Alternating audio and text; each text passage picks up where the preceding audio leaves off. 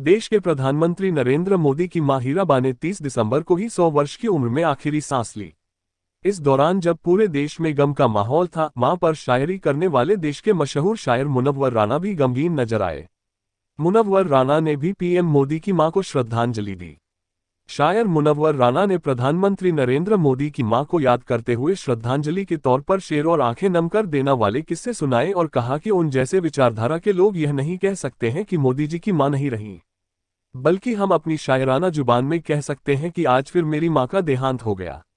मां तो मां होती है। यादों के एल्बम जब हम खोलते हैं तो कभी कभी पन्ना पलटते पलटते सवेरा हो जाता है। मुनव्वर राना कहते हैं कि 2015 में मेरी मां जब गुजरी तो मैं बहुत बड़ी शख्सियत नहीं था, उसके बावजूद भी मोदी जी ने मुझे एक पन्ने का खत संवेदना व्यक्त करते हुए लिखा और उसके बाद जब हम लोगों की भेंट हुई और जब मैंने उन्हें मां नामक अपनी लिखी किताब भेंट की, उस वक्त पीएम मोदी ने मुस्कुराते हुए कहा कि यह किताब वे 2009 में गुजरात में पढ़ चुके हैं।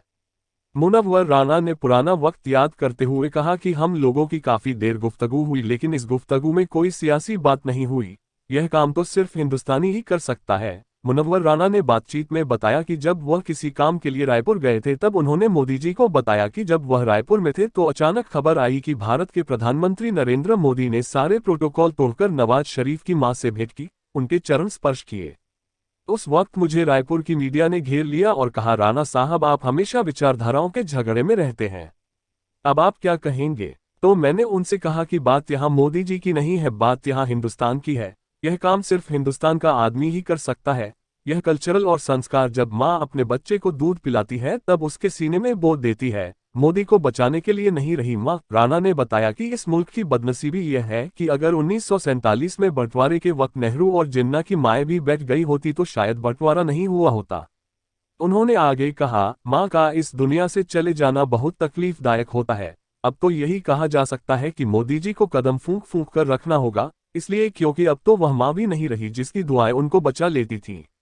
मोदी जी को कदम फूंक फूंक कर रखना होगा दोस्त और दुश्मन को पहचानने के लिए। वह ऐनक चश्मा जिंदगी की लगानी पड़ेगी जिससे जिंदगी एकदम साफ दिखाई देती हो।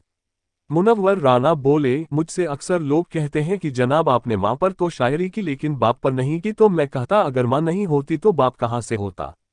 माँ जिंदा रहे या न रहे लेकिन वह हमेशा साथ में रहती है। मेरा एक शेर है कि जब भी कश्ती मेरी सैलाब में जाती है तो माँ दुआ करते हुए ख्वाब में आ जाती है। मेरी माँ भी 2015 में चली गई। मैं यही जानता हूँ कि मुसीबत के वक्त माँ अल्लाह खुदा और भगवान से आंख मिलाकर खड़ी हो जाती है और कहती है कि मैंने तेरी इस रचना को 9 महीने अपने पेट में पत्थर की तरह रखा, अगर तू इसे तकलीफ देगा।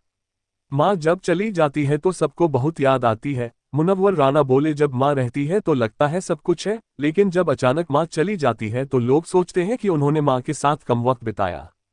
अब यही चीज मोदी साहब भी सोचते होंगे, जब आखिरी बार गए थे तो उन्हें 2 घंटे और रहना चाहिए था। ये नेता नगरी में बाकी सब चीजें तो चलती रहती हैं, माँ के साथ मुझे और वक्त बिताना चाहिए था। मोदी जी भी यही सोचते होंगे। मोदी जी अब घर किसके लिए जाएंगे? अब वह आईना ही नहीं है जिसमें हम अपना चेहरा देखते थे, वह आंखें ही नहीं हैं जिनको देखकर मोदी जी की आंखों की रोशनी बढ़ जाती थी। यह एक बड़ा नुकसान है और यह हर उस इंसान का नुकसान है जो अपनी माँ से मोहब्बत करता है। बहुत कम ऐसे बदनसीब लोग होंगे जो अपनी माँ से मोहब्बत नहीं करते होंगे। कहा जाता है कि सांप भी अपनी माँ से मोहब्बत करता है, उसको यह एहसास रहता है कि हमने इस मादा सांप का दूध पिया है। कई बार नम नजर आई मुनव्वर राना की आंखें। शायर मुनव्वर इस दौरान कई बार भावुक नजर आए, उनकी आंखें नम नजर आईं। उन्होंने खुद को संभालते हुए कहा कि वह 70 साल से अधिक के हो गए हैं, लेकिन आज जब भी बुखार आता है तो हम ना अल्लाह को पुकारते हैं ना किसी को पुकारते हैं, बस अम्मा अम्मा अम्मा और अम्मा पुकारते रहते हैं। इस अम्मा में अल्लाह भी है, भगवान भी है और मोहब्बत करने वाले भी हैं। अम्मा में सब कुछ समझ आता है। माँ एक औरत का नाम नहीं है बल्कि उस जज्बे का नाम है जो आपके अंदर खून की तरह दौड़ती रहती है।